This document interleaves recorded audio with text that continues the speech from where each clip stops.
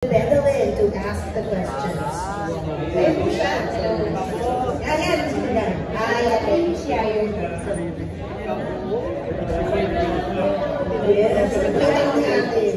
Hello po. Bilang nanay ko yung rolling nyo, sa tingin niyo po ano yung aral na makukuha natin for this year? Kasi halos lahat din naman ng mga character nyo po at nanay. So ano naman yung paano yung may part sa mga viewers para dito? Una-una kasi itong princess, tungkol talaga to sa pamilya, yun yung pinaka-core. Hindi ako masyadong mag-give away para panoorin natin lahat yan. Pero kung meron man maiiba dito, as sa karakter ko bilang nanay ni Princess, na kakaiba sa mga nagampanan ko na dati. Dito kasi, isa akong single mom. So, dito natin makikita yung journey ng pagiging isang single mom, na nalayo sa pamilya niya, kaya naging iba yung buhay ng panganay ko na si Princess, at naging iba yung relationship namin dahil sa isang pangyayari sa buhay namin. Yun yung pinakaiba dito, compare sa ibang mga naging nanay-nanay roles ko na kompleto ang pamilya. Pero hindi ibig sabihin, porque single mom ako at wala silang tatay, hindi maganda. Dito nga natin makikita na ang buhay, tuloy-tuloy lang. We all have to move on, life goes on, pero dito mo makikita yung struggles at yung success ng magkakaroon yung pamilya nito. Thank you so much. Bedelin Aguas. Alright? Miss Bedelin, may tanong pa kayo. Okay na kayo. Thank you so much. Erickson, of course, of Chika yung ganap. Ang susunod po na magtatanong. Hello. Question to for Jillian. Paano kang nakarelate sa character mo dito? Then ano yung difference and similarities ng character mo sa Jillian? Paano ko nyo na-relate sa character ko? Lalagay po natin si Kuya Christian. May mga ano rin po kasi ako. Magbabarkada po kasi kami nila Ate Miles at Joao ever since bata. So, may mga ganun rin po ako sa totoong buhay. Ang difference lang is hindi ko pa ata pwedeng sabihin direct. Di ba? Hindi na pwede. Yung difference, malalaman niyo po pag pinanood yung Panda Princess. Dahil, yung last question ko yung Jillian, ano yung magiging background character mo sa magiging kwento ng Panda Princess? Ano po parang pwede po sabihin ano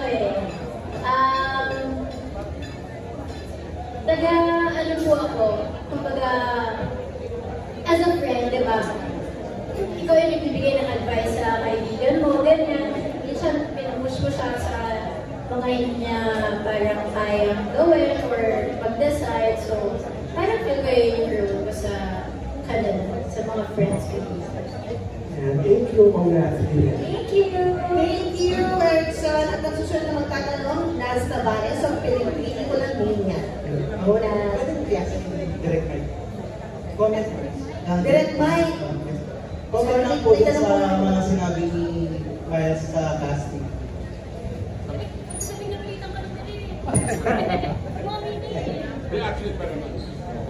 Actually, sinabi nga ni Miles, hanggang umere, hindi ka talaga sure. Miles, hindi pa umere. Sa Monday pa. To share with our best friends, yung Pacha Princess talaga, when it was conceptualized, si Miles na talaga yung naisip namin. So even in terms of casting, I think we casted to her already. So yeah, si Miles, ang weird nga kasi nung minute namin siya, parang umiiyak siya dun sa office, tapos sinasabi namin, totoo ba to direct? Totoo ba to? Totoo to Miles. Saka wala pa rin, wala na, too late na. Okay, na ano ka na, you are our princess. Wala kang magagawa.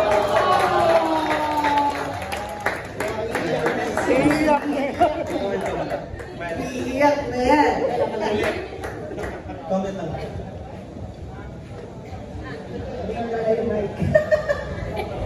Grabe naman ganda rin kumain. Happy birthday to me. Pero hindi, po, tinagal ko na rin po sa industriya, hindi naman po all the time ay may susugal at tataya sa'yo. So maraming salamat sa kanila po, kay Mike sa TV5 kasi ngayon po ulit sila nagagawa ng show bago mag-meantime. At napakalaking proyekto po ito para sa akin. So, ito po yung papanya. Gagalingan po pala. For Kira naman, yung base kasi sa TV marketing, parang ikaw yung may conflict of interest. So, ano yung conflict of interest and ano yung itatakbo ng character?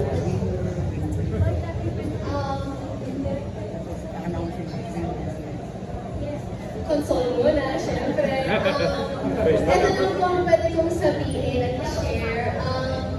Kami ni Mas, yung character namin dito, dati kami best friends. Tapos ngayon, nag-fall out and everything, so abangan nyo na lang kung bakit at kung gaano katindi itong fallout at naging sobrang kontrabida ako sa buhay ni Miles. Thank you. Thank you. Thank you. Next up, of course, ang huli ko tatanong para sa mga kabalidad sa press, si Jippy Alarcon ng Freely Manila. Good afternoon po and congratulations. First question kay Kira, follow-up na rin doon sa question ni Nanasco. How did you feel when you were first offered na kontrabida ang gagawin mo? Kasi parang ito yung super first time na ganyan sa my character. And how did you study to become a kontrabida? Honestly, sobrang natuwa po ako kasi this is my first time to be doing a very light drama. Kasi halos buong buhay ko, buong career ko, very dramatic roles yung ginagampalan ko. Lagi ko akong umiiyak and everything. So I'm very, very happy to be doing a morning show. And for the kontrabida part, natuwa ulit po ako kasi I'm always the good girl. Alam mo yun, ako yung laging umiiyak and everything. So ngayon, ako yung magpapahirap. Ako naman, diba? May iba naman. So, for changes, how did I study for this? Honestly, hindi ko, para sa akin, minsan hindi siya napag-aaralan eh. You just do what you feel is right. Siyempre, you have to give what the script is telling you to. Wala, lahat ng inis ko lang sa buhay. Pinupuhos ko dito. So, ayun, sana po effective at sana mainis po kayo sa akin. Thank you, Kira. And then for Miles' leading man. Sabi Miles, para sa mga leading man mo muna yung crush. Kay Joao at kay Jameson kasi this is your medyo level up na characters no, from your past shows dahil kayong dalawa talaga yung leading man. So first, paano nyo rin inaral and your reaction to in-offer sa inyong character? And next, paano mag-iiba yung characters ninyo from one another at bakit kayo yung deserve na makatuluyan ni Jack Prince? Wow! Sabi na ba? Ano ba na? Go on na, Jamie. Ano sa'yo? And after playing a lot of heavy drama roles or let's say heavy dramatic plots, minsan yung mga roles ko kasi baliw ako or depressed, I would say. So this time, it's a light drama and I'll be playing a character na yung story will be revolving around him din. So yung mga cause ng mga problems. So, ayun, syempre, binasa ko lang yung script, talk to Direk for insights on how to play the character. And ayun, I just, at the same time, just having fun. I'm enjoying playing my character and I think that's one way to portray a character. Nice. Ako naman, super blessed because, again, one of the leading men dito sa show namin and coming from all my other past projects. This is, honestly, hindi pa nagsisink in sa akin masyado na, oh, Joao, kasama ka na dito sa Jack Princess, bida ka dito. Pagdating sa mga taping, nagugulat ako na almost kasama lang sa mga every scene. Kasi nasanay ako na hindi ako kasama every scene. So, when nabigla ako dito, I was like, sabi ko, Joao, dumikinig ko. Okay, kasama ako dito, like, wow. Okay. So talagang, and when it comes to preparation naman, whenever we get this book right away, ako inaaral ka na agad. Pinapractice ko na yung mga Tagalog words ko kasi minsan nahihirapan pa rin ako sa pagbigkas ng mga certain words. So yun, ano pa? Yeah, just still adjusting to it, but at the same time, just really happy and grateful that I have this opportunity to be part of this project and to be working with all of these people.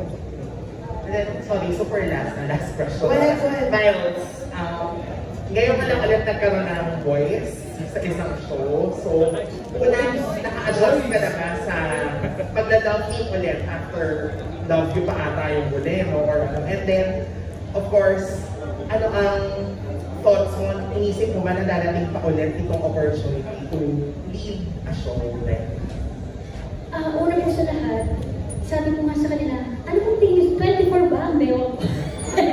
Dala-dalawa pa itong katabi ko. Pero, ako naman po kasi ever since naman kapag may nakakapartner ako, hindi ako yung nag-effort ng sobra to the point na pilit na siya tingnan. So, I'm grateful kasi masyado akong, komportable ako kay Jowa and Jason na kahit anong sinang ipagawa sa amin, kahit gano'n pa kalapit yan. Gano'n pa kalapit. Gagawin at gagawin natin. Para sa show. And then yun, na after many years, I know na mas nakwento ka nila, no? Pero again, inisip mo ba na dadating pa to ulit sa career mo na magbibida ka sa isang teleserye? Sa teleserye ba, hindi po. Like, sa pelikula, alam ko naman po na may susugan. Pero sa teleserye, parang for me kasi apakalaking ano niya apakalaking responsibilidad niya sa buhay ng isang artista at makundi po palabas. Kaya, hindi ko lang po masyado iisip yung pressure, pero grabe po ang pressure talaga.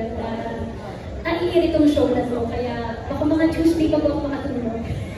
Pag meron po kami ng Lunes. Congratulations! Na-curious na ako gano'ng ka-close sa mga eksena din yung tatlo.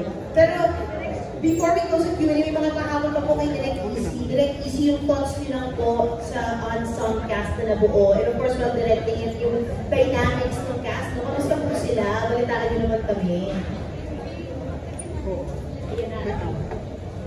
It's perfect. The moment I learned na si Miles naman yung magbibida, matagal ko lang siyang friend, tagal-tagal na namin nag-usap na sana mag-work na tayo together. And finally, serendipitously, magkatrabaho kami dalawa. And kung binubuo namin yung cast, nung isa-isa nung dumarating yung mga approvals from kila Direct Mike, sabi ko, ay, ang ganda ng cast, colorful siya. So, minatch ko yung color palette namin sa colorfulness. Kasi iba-iba marami sa kanila, first time ko naka-work. Pero si Miss Yayo, si Miss Ara naka-work ko na, si Christian work na. Pero yung mga bagets, ngayon ko pala nakaka-work. Kaya sabi ko, ang saya nito, sa mga previous work ko naman, laging unsung ng mga bagets yung ginagawa ko. So parang, sabi ko, ang sarap makatrabaho ng mga to. Mas masarap kasi makabuo ng feel-good na show when you feel good about the people you're working with. Kaya, natutuwa ko kasi iba-iba yung dinadala na ng flavor. Iba si Kira, iba si Jillian. Pag pinagsama-sama mo talaga sila, busog na busog yung eksena. Hindi boring, hindi alam mong tututukan siya. Alam mong panggising siya sa umaga kasi morning show kami. So pag napanood na nila, ay, maganda ng mga batang to, ang ganda ng chemistry nila. Kikiligin ako, may team Joao, may team Jason, may team Jillian. So parang ang sarap na mapanood sila together kasi lang sila fresh. Parang ang daming twist nito din. Kaya nga sobrang daming twist na parang parang kaming action movie sa daming twist. Pero so yung setting din ng Barangay 5, ano po ba yung Barangay 5? Ako sa previous setting ngayon for the show. Which one? The location? Yung Barangay 5, di ba yung Padyang Princess? Actually, when we were conceptualizing Barangay 5 as a place of yung milieu ng magiging story ni Princess, we're actually gearing towards, although we're seeing that it's, hindi siya high class, it's a masa yung class niya. Pero gusto namin, masarap pa rin siya sa mata. Kasi parang siyempre morning show. So everyone there gusto ko ma-project na everyone is friendly, everyone helps each other, kahit na merong dayo, pag may dayo, parang they connive together para to protect themselves. So the typical Filipino community, ganun ang gusto namin pakita na mapagmahal sa kapitbahay, mapagmahal sa pamilya, they protect each other. So binuo namin yung Barangay 5 na gano'n para alam lahat sila magkakapatid doon, alam lahat sila doon magkakakampi. So ganun namin siya i-project as a morning heartwarming show. Thank you so much, Derek. And speaking of Barangay 5, yung next question po kay Christian Vasquez. Yung tinatanong daw po nila, how do you think Ernie's actions and decisions will impact Barangay 5 as the series progresses? Grabe, hindi na mga laro na yun. Oo nga eh. Nagpapanggap naman ako dito eh. Hindi naman ako totoong kapitan eh. Pero, ano ko lang yung about ka early kasi yung dilemma niya rin sa buhay. Kasi bilang barangay kapitan, he is the father of his barangay, pero may dilemma rin siya sa anak niya. Kasi naging father siya sa barangay, pero meron siyang something na hindi masettle sa anak niya.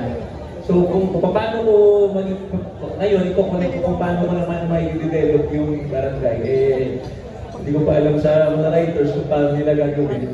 Pero sinusubukan naman ni Kap Ernie na maging maayos na barangay kapitan. Yun lang.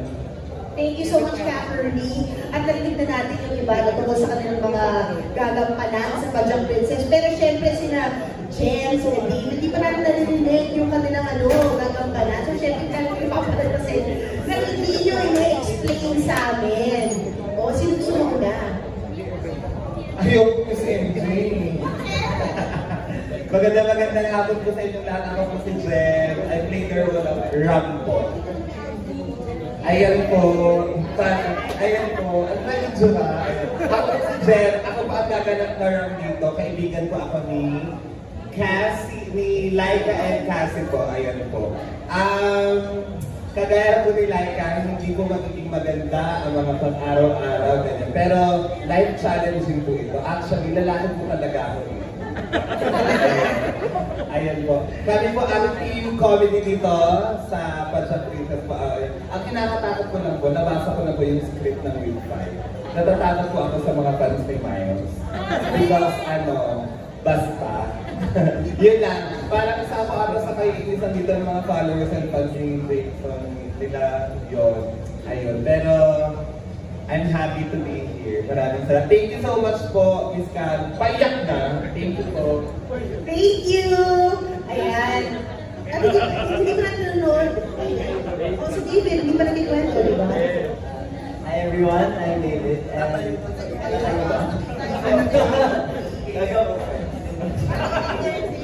So gagampanan ko po si Andoy, kapatid ni Ate Miles. Isa po ako sa mga pinag-ibig ni Ate Miles na takas para mapagpatuloy ang kanyang pagpagkain.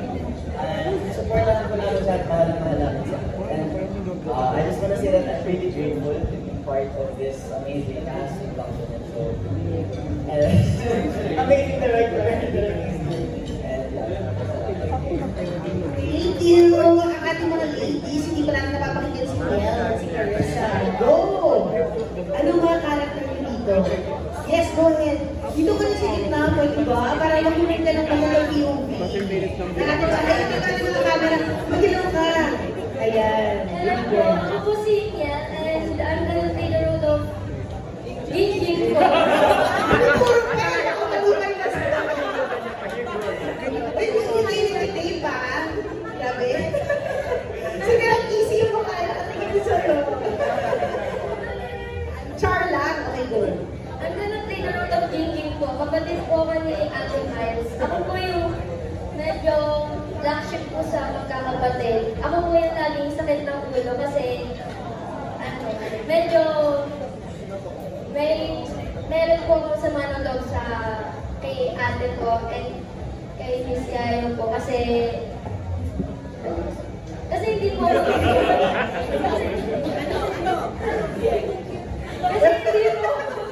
kasi hindi po ako lumaki na nandiyan po yung mother ko, so medyo nahihirapan po akong i-disiplina.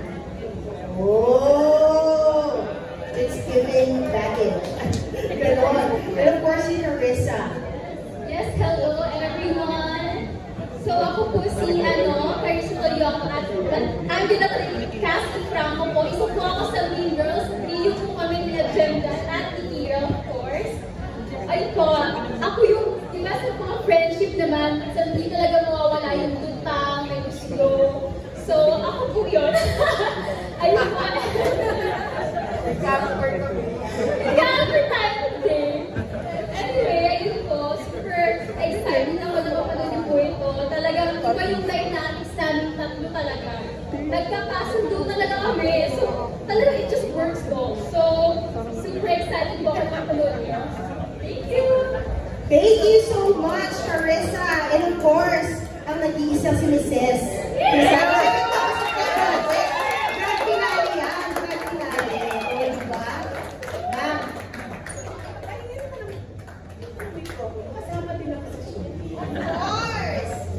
Anyway, good afternoon everybody.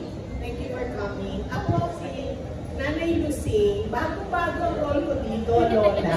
Bago-bago. Pero masayang Lola si Nanay Lucy. Ang aking apo, si Nico, at ang aking mga apo na parang apo na rin, si Princess, si Jingjing, na nakalimutan pangalan niya, at saka si Andoy. Oo. Ang role ko dito, yun nga, pambansang lola ng sing ko sing, masaya, masayahin lola, kadamay ng mga tao kung may problema sila. Dito sa Padjak Princess, na po kaming community, if you notice, nakakailang weeks na kami, pero parang isang pamilya na po kami. Walang senior, basta mahal po namin isa't isa. And I hope that it registers sa screen yung totoong relationship namin. Diba, Miko, anak? So, again, yun. Thank you very much.